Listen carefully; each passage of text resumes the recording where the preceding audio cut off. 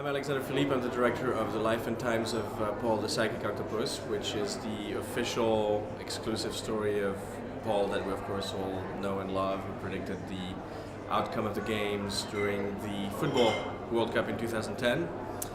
And this is very much a documentary comedy. We actually traveled across Europe about 20,000 kilometers to tell the story of this little octopus. Yeah, so I was at Filmfest München 2 years ago for another one of my films, The People vs. George Lucas, and it was in the midst of the World Cup. I remember, I have great memories of the Germany versus Argentina game, which of course Germany won 4-0. It was fabulous. I mean, it was insane. You know, people were just screaming in the streets, in the subway. It was just, the atmosphere was absolutely electric. And of course, Paul had predicted that would happen. So, unfortunately, Paul is no longer with us. If he had, maybe Italy would not have won the other day against Germany. I'm very sorry about that, but that's the way it goes.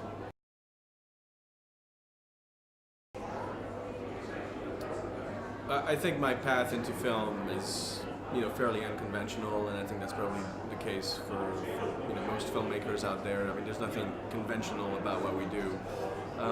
But for me, it really started as a playwright. I've always been a writer, and wrote a number of plays that were quite successful. And so I thought that that's what I wanted to do. But of course, the theater doesn't pay really well at all. And I think my plays were always almost too big for the stage, and so I realized very quickly that screenwriting was a better medium for me to tell the stories that I wanted to tell. So I actually went to a dramatic writing school in New York, and eventually moved to Denver and started actually making my own movies, and specifically documentaries. I would say primarily because they're actually cheaper to make.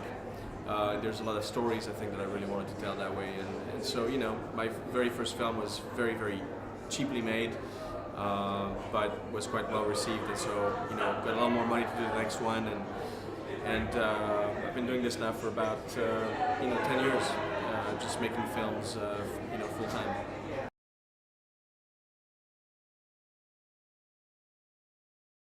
Not necessarily. I don't think it's about convincing people.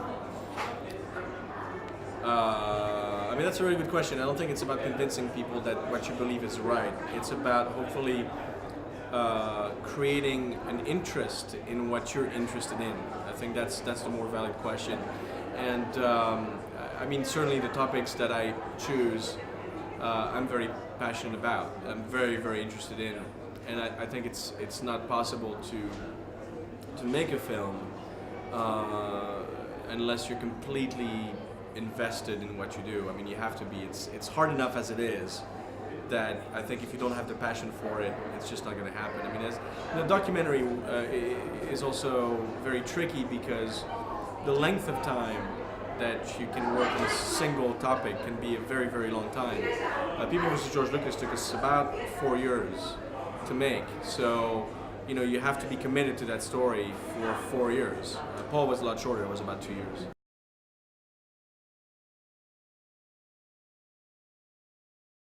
When you make documentary films, obviously you have to have a plan of attack. You have to have an idea of the story that you want to tell, of the major themes that you want to develop, and you have to have a dramatic structure. I mean, I think that applies also to obviously fiction films, but also to documentary films.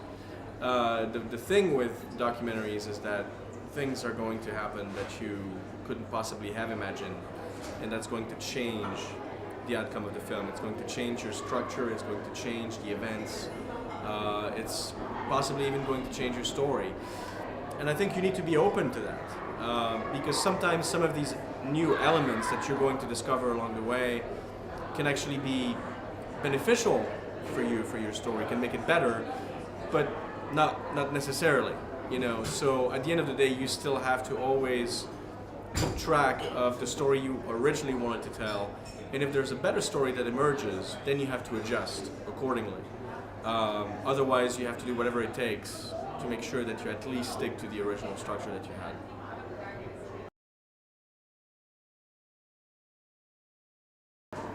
I think my biggest advice for young filmmakers or aspiring filmmakers is, first of all, you have to ask yourself, why do I want to do this?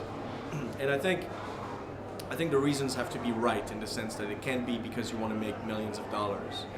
I don't think that's a right reason to get into film. You might as well get into banking or trying to win the lottery. I think there should be something inside you that compels you to tell stories, and specifically to tell stories through film. So I think that passion is there, and it should be there in order to, because filmmaking is really hard. It's a difficult business, and you gotta stick with it. If you commit to it, you have to understand it's going to be difficult. It's going to be very, very long days. Your personal life is going to be in turmoil, probably a lot more than things being calm.